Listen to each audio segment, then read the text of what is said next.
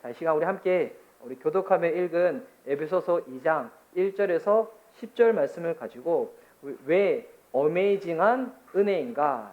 자, 우리 이제 이번 설교는 분량이 길다 보니까 1부, 2부 나눠서 한다고 지난주에 말씀드렸잖아요. 그래서 지금 에베소서 말씀을 가지고 계속 살펴보고 있는데 지난주 1부에 이어서 1부는 진단편이었는데 오늘 2부는 목적편입니다. 왜 어메이징한 은혜인가? 이와 같은 설교의 제목으로 은혜 나누고자 합니다. 우리 좌우에 계신 분들 서로 바라보며 이 설교 제목으로 서로 이렇게 축복합시다. 은혜 충만하세요 라고 서로 축복하며 인사합시다. 자, 시작.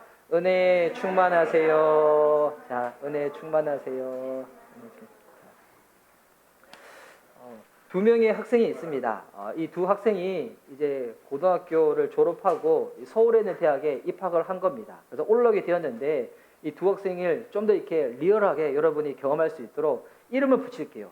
지섭이라는 친구가 있고 상암이라는 친구가 있어요. 근데 이 상암은 이상함이 아니고 김상암입니다. 그리고 소지섭이 아니라 이지섭이라 합시다. 하여튼 지섭과 상암이 있는데 이 두 친구가 너무 적었나요? 이 두 친구가 서울에 이제 올라온 거예요. 대학을 합격을 해가지고 딱 같은 학교에 입학을 했는데 서울에서 집을 알아보려고 하니까 와, 이 월세가 만만치가 않은 겁니다.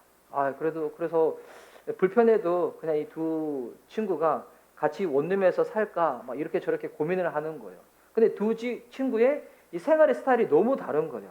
이 지섭이는 너무 자유분방한 스타일이고 뭐 정리정돈보다도 그냥 이렇게 그냥 풀을 헤쳐서 사는 스타일인데, 근데 상암이는 깔끔하고 정리정돈된 거를 너무 좋아하는 거예요.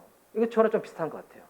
그런데 이 친구들이 집을 이렇게 저렇게 알아보는데 월세가 정말 만만치가 않은 거예요. 근데 그러다가 이 두 친구를 아는 어느 지인이 소개를 해줬는데 이들이 합격한 학교 근처에 큰 저택에 사는 어느 지인분이 있는데 이 지인이 이 두 학생한테 이런 제안을 하는 겁니다.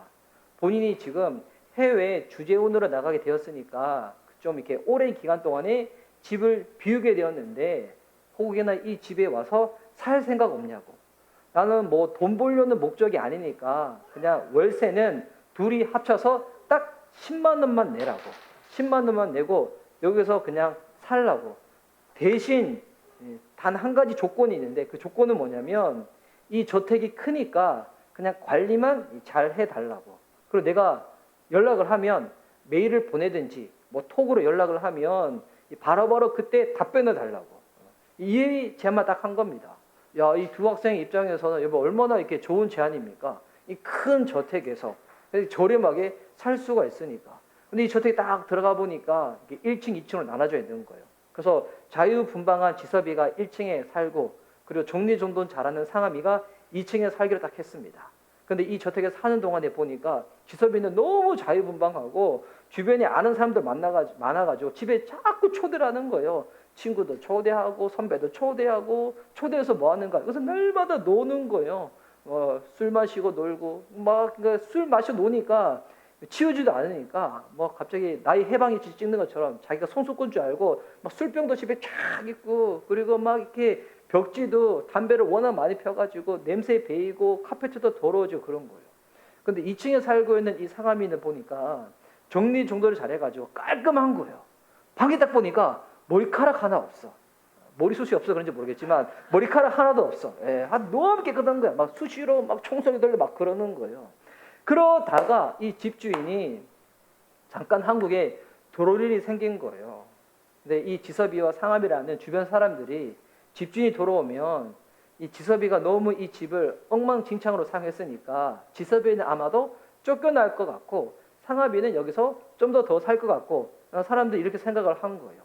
근데 집주인이 한국에 딱 들어오고 난 다음에 어떻게 됐는가? 지섭이도 쫓겨나고 상암이도 쫓겨난 거예요. 지섭이는 보니까 자유분방하고 뭐 정리정돈 잘 안 하고 지저분하게 살아서 쫓겨났다고 뭐 생각할 수는 있겠지만 근데 상암이는 깔끔했잖아요. 그런데 집주인의 입장에 있어서 지섭이와 상암이에 대해서 서운한 거예요. 왜 서운한가? 집주인이 메시지 보내면 메일 보내면 답변을 하라고 했잖아요. 그런데 계속 연락을 해도 답변을 한 번도 안 한 거예요. 그러니까 집주인을 계속 무시했던 거죠. 심지어 최소한으로 요구했던 둘이 합쳐서 10만 원만 내라.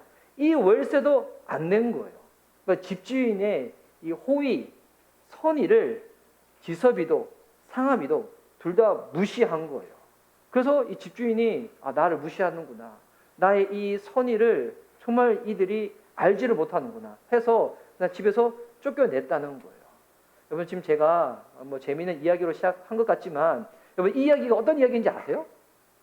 하나님을 대하는 우리 인간에 대해서 지금 설명을 드린 거예요. 하나님이 맡기신 이 세상이 있는데 주님이 우리한테 은혜를 베푸신 거예요. 선의를 베푸신 거예요. 그런데 막상 이 모든 것들을 즐기고 누리면서 가장 중요한 하나님께는 반응하지를 않는 거예요. 하나님은 성경을 통하여 우리에게 말씀하시고 우리가 기도를 통하여 주님과 소통하고 교제를 할 수가 있잖아요. 또 이 세상 살아가는 동안에 답답하고 힘들고 필요한 것이 있으면 그 하나님께 간구하며 도움을 구하며 기도하며 살아가야 되는 거잖아요. 그런데 우리 인간이라는 존재가 주님의 이 선의를 무시한 거예요. 주님의 최소한의 이 요구도 따르지를 않는 거예요. 그래서 어떤 사람들은 적극적으로 자기의 인생을 그냥 망가뜨리면서 주님을 무시하는 사람들이 있습니다. 자기 인생 관리 안 하는 거예요. 내 인생, 내 건강, 내 것, 내 모든 것이니까 자기 마음대로 사용을 하면서 주님을 무시하는 사람들이 있는 반면에 어떤 사람은 이 이야기의 상암이처럼 자기 인생은 되게 깨끗해. 정리정돈 잘하고 그리고 뭐 철저해. 그런 심지어 교회도 다녀.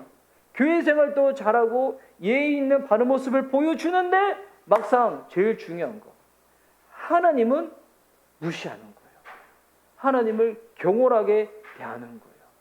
사람들이 봤었을 때 상암이는 성실해 보이고 지섭이는 자유분방해 보이고 이렇게 볼 수 있겠지만 하나님이 딱 봤을 때는 지섭이나 상암이나 똑같은 거예요.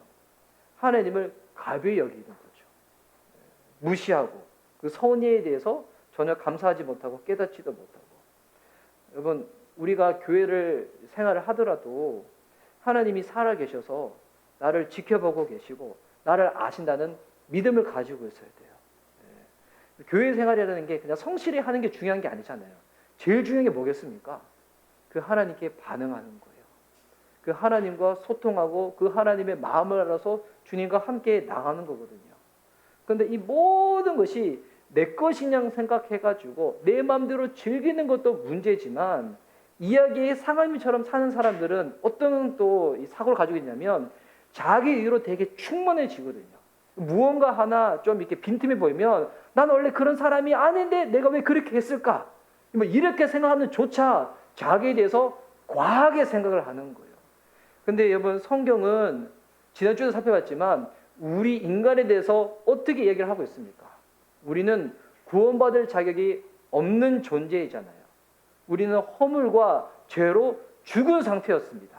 허물과 죄로 죽었다. 무슨 말입니까? 하나님을 알지도 못하고 하나님께 반응하지도 못하는 존재가 우리 인간의 상태였다는 거예요. 그래서 시신은 허기짐을 느끼지 않잖아요. 갈급함을 느끼지 않잖아요. 영적으로 죽은 사람들은 하나님에 대해서 갈급함을 느끼지 못하는 거예요. 근데 이런 상태에서 이 세 가지 굴레, 관수, 폭군들이 이 상태에서 우리가 벗어나지 못하도록 계속 얽매인다고 하셨잖아요. 그래서 이 PPT 한번 넘겨주시면 보니까 이 세상의 풍조와 공중의 권세 잡은 자와 육체의 욕심 안에서 살아가고 있잖아요. 세상의 풍조, 이 세상의 방식이 있다고 했잖아요. 그 세상의 방식, 가치관에 따라서 살아가고 공중의 권세 잡은 자, 사단의 굴레 아래서 종노릇하며 살아가고 육체의 욕심, 내 마음에 원하는 바, 하나님이 아닌 다른 것으로 충족하고자 하는 그거 우상, 그것을 섬기며 살아가잖아요. 그래서 성경에서 말하고 있는 우리 인간은 딱 어떤 상태였던가? 본질상 진노의 자녀였다는 거예요. 본질상 진노의 자녀. 하나님의 진노를 피할 수 없는 존재. 내 인생 마음껏 자유를 즐기며 살든 아니면 정리정돈하며 성실하고 깨끗하고 열심히 살든 하나님께 소홀하는 인생, 하나님을 무시하는 인생, 그러며 풍조와 사단과 욕심을 따라가는 살아가는 이 인생을 향한 성경의 마지막 딱 진단은 진노를 피할 수 없는 본질상 진노의 자녀였다는 거예요. 이번 이와 같은 우리들한테 가장 기쁜 소식이 뭘까요? 가장 기쁜 소식. 이번 누군가가 불치병에 걸려가지고 죽음을 향하고 있다고 칩시다. 이 사람이 곧 죽게 생긴 거예요. 여러분, 이런 사람들한테 어떤 소식이 가장 기쁜 소식일까요? 우리가 평소에 원하는 소식들이 있잖아요. 아파트 청약했는데 당첨이 된 거야. 아니면 자녀가 막 좋은 대학에 입학을 한 거예요. 비싼 자동차를 구입했든지, 아니면 비싼 뭐 명품 브랜드 뭐 가방을 딱 샀든지, 아니면 내가 너무 좋아하는 응원하는 스포츠 팀에 있는데 뭐 이번 시즌에 막 우승을 했든지, 우리가 평소에 원하는, 나름대로 원하는, 좋아하는 그런 소식들이 있잖아요. 그런데 곧 죽게 생긴 사람들한테 이런 소식이 기쁨이 되겠습니까? 위로가 되겠습니까? 아니죠. 그런 사람한테 가장 기쁜 소식은 확률이 지극히 작다고 할지라도 당신 살 수 있어. 이 소식이잖아요.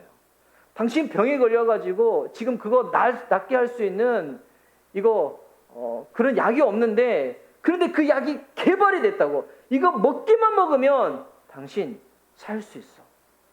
우리가 평소에 원했던 그 어떤 소식보다도 가장 기쁜 소식이 뭐 그런 소식이지 않겠습니까?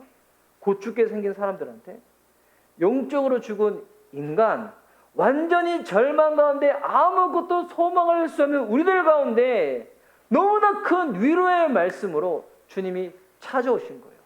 그 말씀이 지난주 마지막에 나왔던 4절 말씀이었죠. 이 4절, 이 성경 구절을 우리 다시 한번 우리 다 함께 읽도록 하겠습니다. 우리 한글 성경에는 그러나가 빠져 있지만 영어 성경과 원문 성경에 들어가 있는 접속사 그러나를 집어넣어서 4절 말씀 다 함께 읽도록 하겠습니다. 시작. 그러나 긍휼이 풍성하신 하나님이 우리를 사랑하신 그 큰 사랑을 인하여, 긍휼이 풍성하신 하나님이 그 큰 사랑으로 우리를 찾아오셨다는 거예요. 긍휼이 풍성하다. 무슨 말인가? 우리를 향한 하나님의 그 애정이 충만하다는 거예요. 진노받을 수 없는 이 자녀한테 하나님이 풍성한 긍휼로 찾아오신 거예요. 진노가 쏟아집니다. 우리 인생 가운데. 그런데 예수님이 그 모든 진노를 십자가에서 받으셨다는 거예요. 그래서 여러분, 십자가가 무엇인가? 오늘 우리 다음 세대 예배 때 십자가 무엇인가 비유로 설명했거든요. 예전에 제가 부사역자로 섬겼던 교회에서 담임 목사님이 십자가는 세탁기와 같다고 했어요. 큰 세탁기. 야, 비유 너무 좋지 않습니까? 여러분, 작은 수건이 더러워졌든지 큰 이불이 더러워졌든지 세탁기 대신에 예수님께로 들어가면 나올 때 어떻게 되는 거예요? 다 깨끗해지는 거예요. 근데 또한 십자가는 무엇인가? 영적인 피리침과 같은 거예요. 지금 막 이렇게 장마다 보니 갑자기 소나기 내릴 때 막 번개가 확 치는데, 원래는 우리 모두가 진노의 번개를 맞아야 되는데 예수님이 그 십자가가 영적인 피리침이 돼가지고 그 모든 진노와 심판을 주님이 받으신 거예요. 와, 비유 너무 좋지 않습니까? 영적인 피리침. 제가 말하고, 제가 감격하고, 저 혼자 좋아하고. 그래서 예수님이 죽는 것으로 끝나지 아니하고 부활하셔서 우리들 가운데, 예수님을 믿는 자들 가운데 주님이 이 모든 것들을 다시금 회복시켜 주시는 거예요. 무엇을 회복시켜 주시는가? 먼저는 예수님이 부활하심으로 말미암아 예수님이 단순한 인간이 아니라 하나님의 아들로 딱 증명이 되죠. 그래서 로마서 1장 4절 말씀에 보시면, 자막 한번 넘겨주세요. 로마서 1장 4절. 로마서 1장 4절이 없군요. 제가 읽을게요. 성결의 영으로는 죽은 가운데서 부활하여 능력으로 하나님의 아들로 인정되셨으니 곧 우리 주 예수 그리스도시니라. 자, 부활로 말미암아 이제 예수님은 하나님의 아들로 증명되신 거예요. 예수님은 단순한 인간의 죽음이 아니라 하나님의 아들이 우리의 모든 죄를 짊어지시고 대신 죽으셨다는 거예요. 그리고 나서 이제 우리들 가운데는 무엇을 회복시켜 주시는가? 예수 그리스도의 부활로 말미암아 우리에게 회복된 지위가 있어요. 원래는 우리가 죽었을 때는 이 세상 풍조와 그리고 공중의 권세 잡은 자와 그리고 우리 안에 육체의 욕심 가운데 갇혀 있었잖아요. 근데 예수 그리스도의 보혈로 말미암아 회복되어지는 세 가지. 이것이 5절과 6절 말씀에 있는데요. 5절과 6절 말씀에 보면 함께라는 단어가 세 번에 나와요. 보면 그리스도와 함께 살리셨고 또 함께 일으키사 그리스도 예수 안에서 함께 하늘에 앉히시니 함께 세 번이 나오죠. 함께 살리셨다. 무슨 말일까요? 건강이 회복되어졌다. 이 얘기가 아니겠죠. 함께 살리셨다는 것은 복음으로 그리스도 안에서 생명을 얻게 하셨다는 거예요. 영적인 생명이 주어졌다는 거예요. 와. 그리고 함께 일으키셨습니다. 여러분, 우리는 원래 사단의 종노릇 하면서 늘 패배 가운데 살아가는 존재였는데 예수 그리스도의 십자가의 사건으로 말미암아 주님은 사단을 이겨내시고 승리하신 주님이 되신 거예요. 그런데 예수님의 승리로만 끝나는 것이 아니라 예수님 믿고 있는 저와 여러분의 승리가 되게 하신 거예요. 여러분, 이게 함께 일으키신 거예요. 여러분, 패배감 가운데 넘어져 있지 마시고 믿음으로 일어서시기 바랍니다. 패배자는 여러분 이렇게 고개를 떨고 눈물을 흘리잖아요. 근데 승리자는 고개를 듭니다. 기뻐합니다. 나를 승리케 하신 주님을 찬양하는 겁니다. 이게 축구로 따지면 그런 거예요. 내가 골 넣지 못하더라도 우리 팀에 어떤 선수가 골 넣어서 이겼다. 그러면 그 선수만의 승리가 아니잖아요. 우리의 승리가 되는 거잖아요. 그리고 함께 앉히셨다. 예수님과 함께 하나님 보좌 우편에 앉게 하신 거예요. 예수님이 하늘 보좌에 앉으셔서 뭐 하시는가? 에베소서 1장에 보니까 세상 만물을 다스리고 통치하신다는 거예요. 예수님과 연합된 저와 여러분들은 장차 회복될 이 세상을 함께 다스릴 줄 믿습니다. 이게 언제 일어날 일이냐면 예수님 재림 이후 천년왕국에서 이루어지는 일이거든요. 근데 여러분 그때뿐만이 아니라 지금도 우리는 예수님의 보좌 우편에 함께 앉아서 주님을 다스릴 수가 있어요. 무엇으로 말미암아? 예수님께 기도함으로 말미암아, 중보함으로 말미암아, 중보 기도를 통해 가지고 주님의 통치가 그 대상, 그 영역 가운데 임하게 되는 거거든요. 제가 지난주 이 설교를 하고 제 옆에 라미가 앉아 있어서 라미한테 이제 물어봤어요. 라미가 되게 정직하고 솔직하거든요. 혹시 목사님 설교가 어렵냐고 물어봤어요. 라미가 어렵다고 했어요. 그래서 제가 이제 이번 주만큼은 되게 쉽게 설교해야지라고 굳게 다짐했는데 지금 표정 보니까 어떤지 모르겠어요. 초등학생한테 먹히는 설교를 해야지 좋은 설교가 되는 건데. 그래서 주님이 우리를 함께 살리시고 함께 일으키시고 함께 앉히셨다는 거예요. 여러분, 이 모든 것을 하나님이 은혜로 말미암아 이루어진 일이라는 것입니다. 와, 이 모든 일을 주님이 우리들을 위하여 베푸셨다는 거예요. 그럼 도대체 예수님이 무엇 때문에, 하나님이 무엇 때문에 이 엄청난 일을 하셨을까요?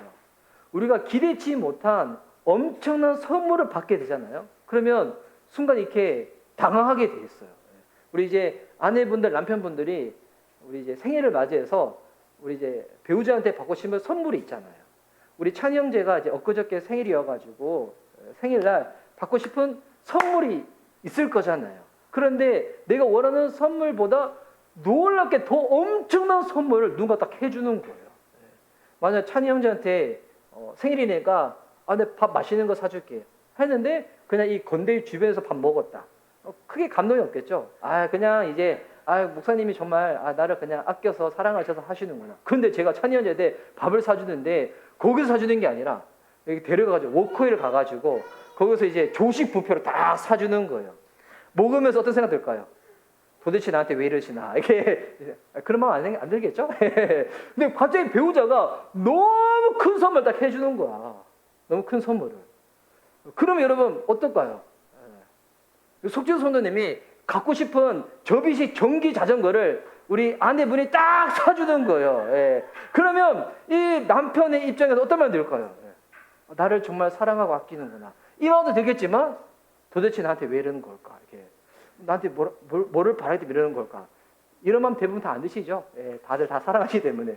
여러분 이게 근데 주님이 우리를 향하여 주신 부분들은 그냥 이 정도 그냥 뭐 밥 비싼 선물 해주고 뭐 맛있는 밥 사주고 이 정도가 아닌 거예요.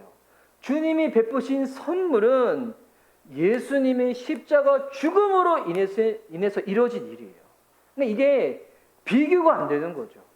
그러니까 여러분이 그림을 그린다면 이런 그림을 그릴 수가 있어요. 여러분이 좀 더 이렇게 리얼하게 그림을 그릴 수 있도록 제가 이제 이미지 하나를 준비했는데요. 자, 이 이미지가 뭐냐면 여기가 네팔 카트만두에 가면 있는 파슈파티라는 사원이에요. 여기서 지금 뭐 하고 있냐면 이게 시신들 이렇게 화장하고 있는 거거든요. 저는 여기를 너무 갔어요. 수차례 갔어요. 갔는데 사진은 되게 멋져 보이는데 막상 가잖아요. 엄청 지저분해요. 지금 이제 화장을 하고 있는데 이 그림을 왜 띄웠는가? 이거 상상해 보세요. 당신이 죽은 거예요. 내가 죽은 거예요. 난 죽었기 때문에 나의 지금 이 육신, 이 시신이 썩어져 가고 있는 거예요. 그리고 관에 들어가 있어요. 그리고 굵은 3가지 사슬로 이 관이 묶여져 있는 거예요. 이제 관은 화장터에 딱 도착을 했습니다. 불길 위로 딱 들어가는 겁니다. 태워져 지는 거예요. 그러면 지금 이게 1절에서 3절까지 이야기인 거예요. 영적으로 죽은 우리가 3가지 굵은 쇠사슬에 매여가지고 불 속으로 탁 들어가는 거예요. 이 화정터 속에서 이제 이 관이 불이 붙기 시작합니다. 이제는 다 사라지겠죠. 근데 이 순간 누군가가 갑자기 불길 속에 탁 찾아와가지고 이 굵은 사슬 3가지를 다 끊어버리고 난 다음에 관을 탁 부셔버리는 거예요. 그러나서 이 죽은 이 시신을 끄집고 와가지고 놀라운 방법으로 생명의 허브를 확 불어넣는 거예요. 불어넣어서 죽어 있는 내가 갑자기 탁 살아난 거예요.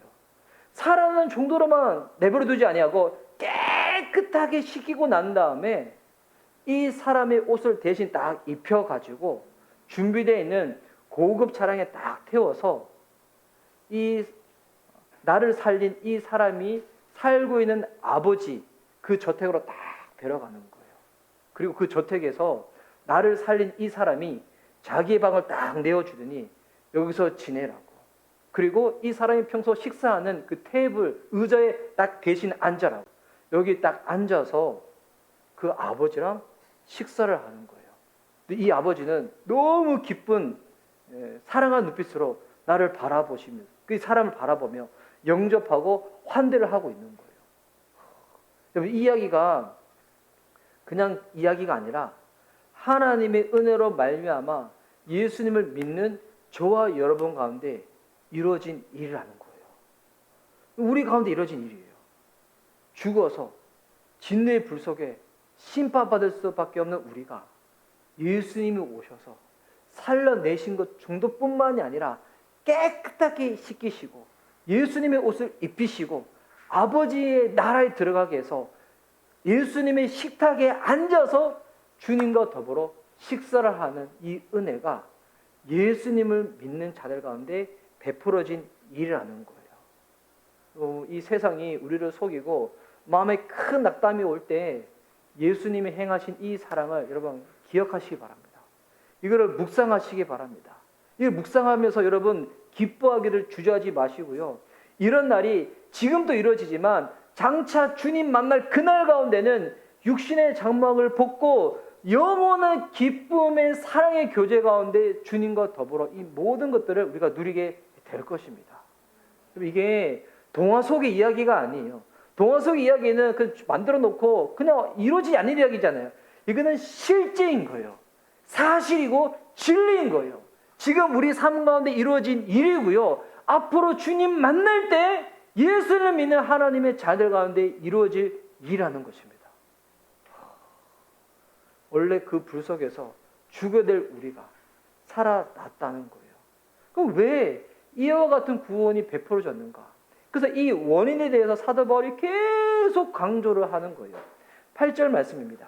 8절 말씀 제가 한번 읽을게요.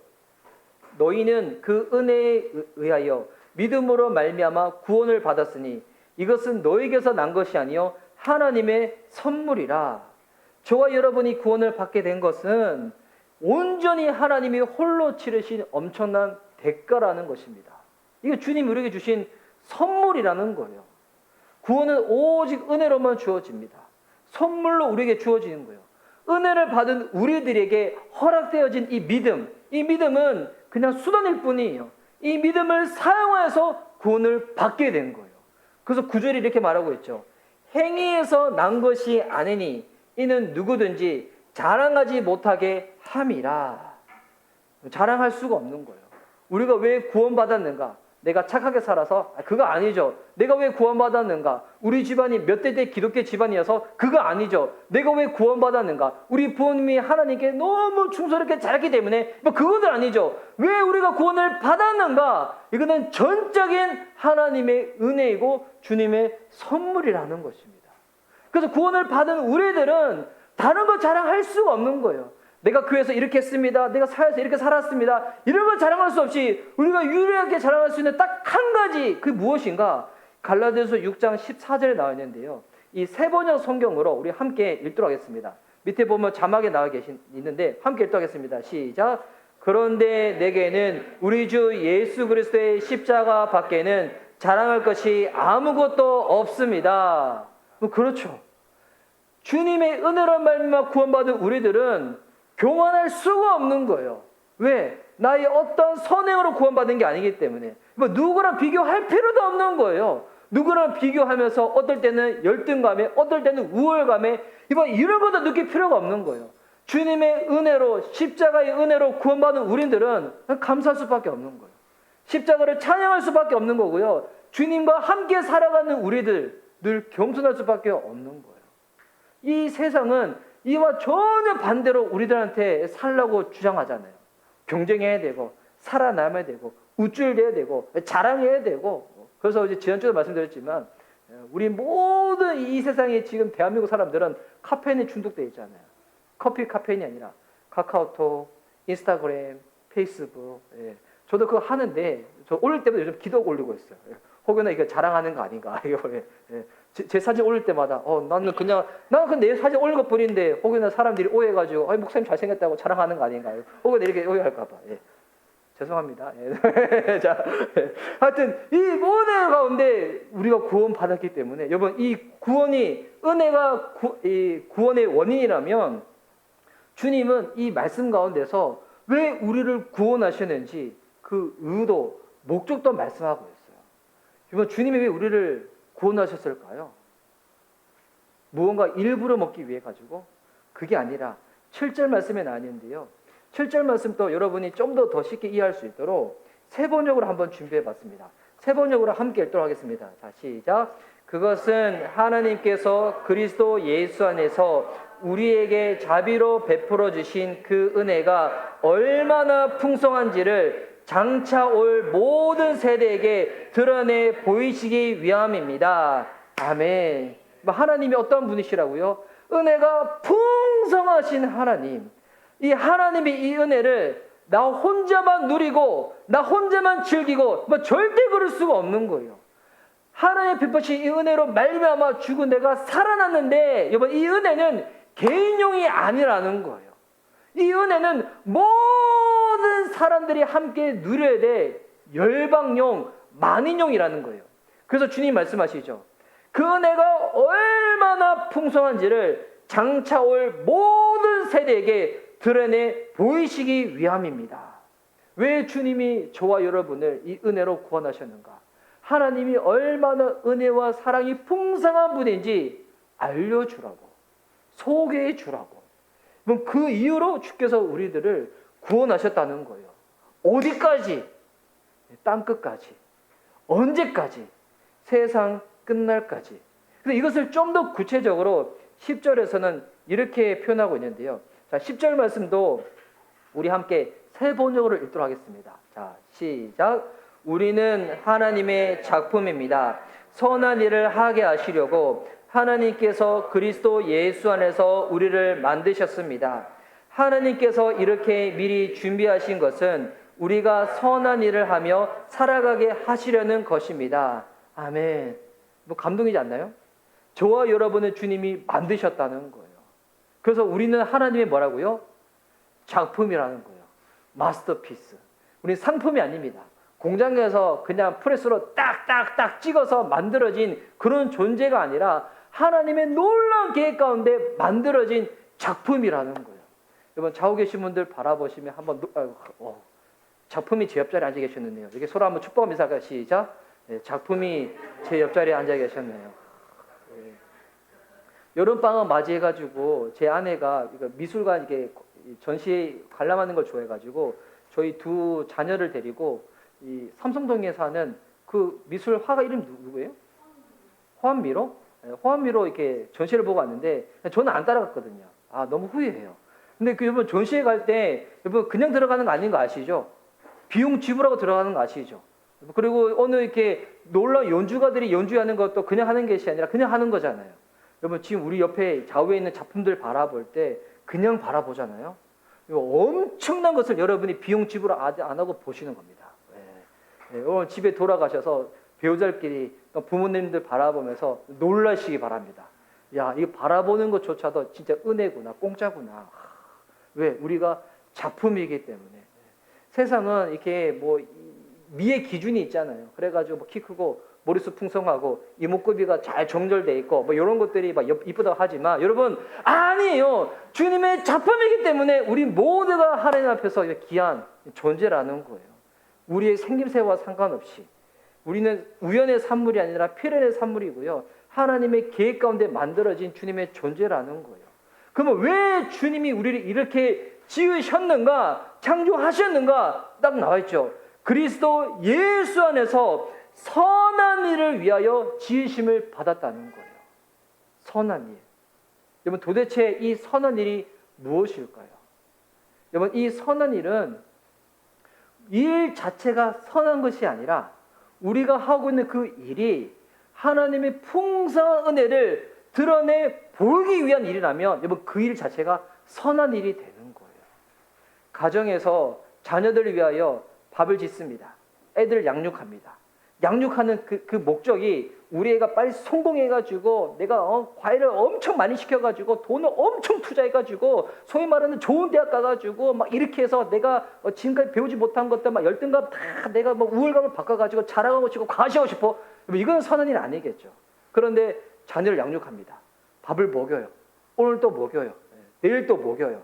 아침이라서 아들이 또 물어보죠. 엄마 뭐 먹어요? 이 얘기에 제 아내는 스트레스를 받지만 그래도 사랑하는 마음으로 또 먹입니다. 처먹이는 게 아니죠. 맛있게 먹입니다. 왜 맛있게 먹이는가? 이 아들을 만드시는 하나님의 목적대로 이 아들이 깨닫고 살 수 있도록 도와주기 위해서 먹인다. 여러분 그 일은 선한 일이 되는 거예요. 하는 그 일 자체가 어떠해서 선한 것이 아니라 여러분 가지고 있는 직업, 은사, 달란트를 가지고 무엇을 하시든지 그것이 사람들을 피해주고 불법의 일만 아니라면 그 일을 통하여 하나님의 은혜를 드러낸다.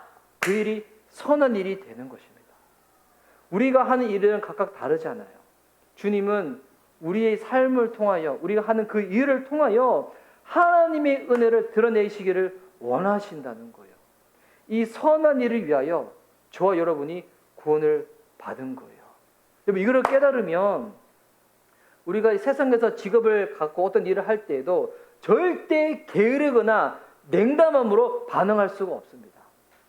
우리가 밖에 나가서 생활할 때 여러분 다 좋은 사람들, 다 훌륭한 사람들, 다 성격이 원만한 사람들과 만나는 거 아니잖아요. 힘들고 어려운 사람들 만나잖아요.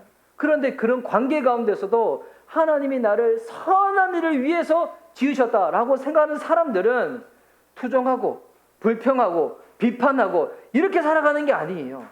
어떻게 하면 내가 주의 은혜를 드러낼 수가 있을까? 이것을 놓고 기도하면서 주님께 간구하며 이 목적대로 살아가게 되는 거예요. 그래서 여러분 어떤 사람이든 저와 여러분이 하는 그 일은 하나님이 허락하신 소명이 되는 거예요. 그러니까 목회자만 설교하는 게 거룩한 일이고 예배 인도하는 게 거룩한 일일까요? 아니에요. 이 선한 일을 위하여 지음받은 저와 여러분이기 때문에 여러분이 하는 그 모든 일이 거룩하고 선한 일이 되는 거예요. 직장에서 일하시는 거, 카메라를 잡으시는 거, 악기를 연주하시는 거, 오피스에서 컴퓨터를 만지시는 거, 자녀들을 양육하고 집에서 청소를 하고 쓰레기 분리수거를 하고 그 모든 일들이 어떤 일이 되는 거예요? 주님의 은혜를 드러내고 감사한 일이 된다면 선한 일이 되는 거예요. 여러분, 여러분의 그 소명을 가볍게 여기지 마시기 바랍니다. 제가 이제 예전에 사역했던 그 공동체에 그 제 주변에 이 연기를 하는 친구들이 많았잖아요. 근데 그 친구들 만나다 보면 와, 이 연기랑 목회랑 비슷한 게 있어요. 뭐가 비슷하냐면 소명 의식이 없으면 이게 못한 일이구나. 보니까 주변에 연기하는 친구들 중에서 제가 알고 있는 몇몇 빼고는 여러분 연기를 하면서 생계를 유지하는 게 쉬운 일이 아니잖아요. 그런데 이 친구들은 본인이 이렇게 하는 게 하나님 주신 달란트라고 생각하다 보니까 이것을 소명으로 생각해서 쭉 하는 거예요. 근데 이것을 통해 가지고 생활이 안 되니까 또 결혼하는데 가정 유지가 안 되잖아요. 어떻게 하는가? 직업을 갖는 거예요. 알바를 뛰는 거예요. 투잡을 하는 거예요. 그렇게 쭉 하는 거예요. 쭉 하면서 진짜 본인이 이것을 소명이라고 생각하니까 그냥 이 일을 통해서는 생계 유지는 안 되지만 다른 일을 통해서 생계 유지를 하면서 어렵사리 계속 일을 하는 거예요. 저는 이런 친구들을 주변에 너무 많이 만났었거든요. 근데 그러다가 야, 진짜 이게 하나님 때는 참 그렇지만 때가 됐을 때 보니까 그 극단에 속해 있던 이 크리스천 친구들이 이제 소위 말하는 세상에 뜨기 시작하는 거예요. 그래서 제가 아는 이제 그 지체들 중에서 대학로에 있는 영국 간다라는 극단이 있었거든요. 극단 이름이 제가 정확하지 않는데 그 극단에 보니까 그 자매의 남편도 요즘 뜨기 시작하고 그리고 그 먼저 앞선에 진성교 씨도 뜨기 시작하고 물론 뜨는 것 자체가 목적은 아니죠. 근데 이 분들은 이거를 소명이라 생각하시는 거야. 소명이라 생각해서 그냥 다른 일을 하면서 그 힘든 환경 가운데서 끝까지 귀를 잡고 나가는 거예요. 그 보면서 어떤 생각이 드냐면 와, 사역자들이 사역하면서 최소한 저 정도의 소명의식은 가지고 있어야 되는데 라는 생각이 드는 거예요. 여러분, 주님의 은혜를 드러내기 위해서 우리가 하고 있는 그 모든 일들 주님의 허락하신 거룩하고 소명의 일인 줄 믿습니다. 그래서 이 은혜로 말미암아 구원받은 우리들은 절대로 자기 자랑으로 살아갈 수가 없는 거예요. 자기 자랑은 그치게 돼 있고요. 우리가 찬양할 수밖에 없는 것 하나님의 은혜인 거죠. 기쁨으로 내게 주어진 일을 감당하며 이 복잡한 세상 관계 가운데서 꿋꿋이 이겨내며 구원받은 자로서 합당히 살아가며 주님을 드러내는 것입니다. 제가 최근에 들은 이야기 중에서 제가 너무 이렇게 가슴 뭉클하고 기쁜 이야기가 있어가지고 혹시 여러분 제가 고등학교 때 제 꿈이 뭔지 아시나요? 제가 나눈 적이 있었는데 고등학교 때 제 꿈 두 가지. 네? 영화 감독이랑 하나가 저는 락스타가 되고 싶었어요. 영화 감독과 락스타가 되고 싶었거든요. 왜 영화 감독과 락스타가 되고 싶었는가? 그때는 제가 되게 냉소적인 인간이었어요. 염세주의적인. 그래서 이 세상을 고발하고 싶었어. 세상을 고발하기에 제일 좋은 딱 매체를 보니까 영화랑 노래인 거예요. 락스타가 돼가지고 레이지 어게인스트 머신의 그 하드코어 로에 해가지고 원래 그 레이지 어게인스트 머신이라는 그룹이 있는데 이 보컬이 옥스퍼드 출신이에요.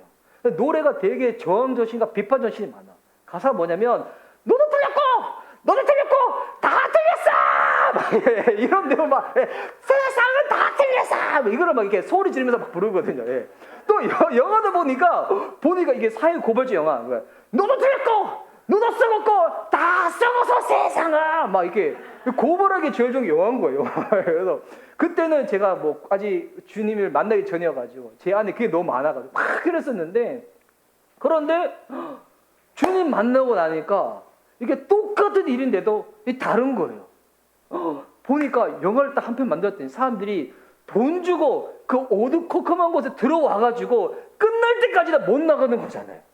뭐 폰 나갈 수도 있겠지만 그 1시간 반, 2시간 동안 그 감독 연출가의 이 내용에 설득을 당하는 게 영화잖아요.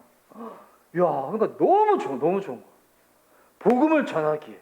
그렇다고 해서 너무 이렇게 약간 올드한 거 말고 세련되게 기독교의 메시지를 그냥 탁 집어넣는 거예요. 탁 집어넣었어. 그러면 영화를 보면서 예전에 곡성 영화 보면 보고 나오면서 귀신 몇 마리 데리고 나오잖아요. 그래서 제 안에는 곡성 영화 보다가 중간에 이제 황정민 씨가 이제 굿하는 순간부터 제 안에 그 순간 극장에서 방언으로 기도하기 시작했거든요. 막 이러면 막 대적기하면서 영화 보면서 대적기 와 기가 들어가는데 보고 난 다음에 야, 이 곡성 영화 보면 나갈 때 귀신에 몇 마리 붙어서 나가게 생각되었는데 그런데 크리스찬이 만든 이런 매체를 딱 보면서 마음이 열리기 시작하고 하나님의 일반 계시, 특별 계시가 그 영화를 통하여 다 설명되어진다. 가슴을 확 찌른다. 굳이 영화뿐만이 아니더라도 우리가 가지고 있는 모든 일을 통하여 그렇게 할 수 있다. 선한이죠, 선한이에요. 최근에 제가 어느 지체가 저한테 그런 메시지를 보내는 거예요. 이전에 생각했던 그런 꿈들이 있었는데 잠깐 묻어졌다가 이제 목사님 만나서 잠깐 대화하는 것 뿐인데 그런 마음이 올라오기 시작한다고. 와, 저 그런 거 저는 나오지 않았었거든요. 그 얘기를 듣는데 야, 하나님이 역사하시는구나. 주님이 이 형제로 말미암아 선한 일을 할 수 있도록 성령님께서 감동을 주시는 거구나. 여러분, 주님이 왜 이 놀라운 은혜로 저와 여러분을 구원하셨는가? 하나님의 그 은혜를 찬양하고 주님이 얼마나 사랑과 은혜가 풍성한 분이신지 우리의 삶을 통하여 우리의 손길을 통하여 드러내시기 위해서 이번 그 구원에 받은 은혜에 합당한 자로서 그 은혜에 감사하여 살아낼 수 있는 저와 여러분 될 수 있기를 예수님의 이름으로 축복하는 바입니다. 아멘.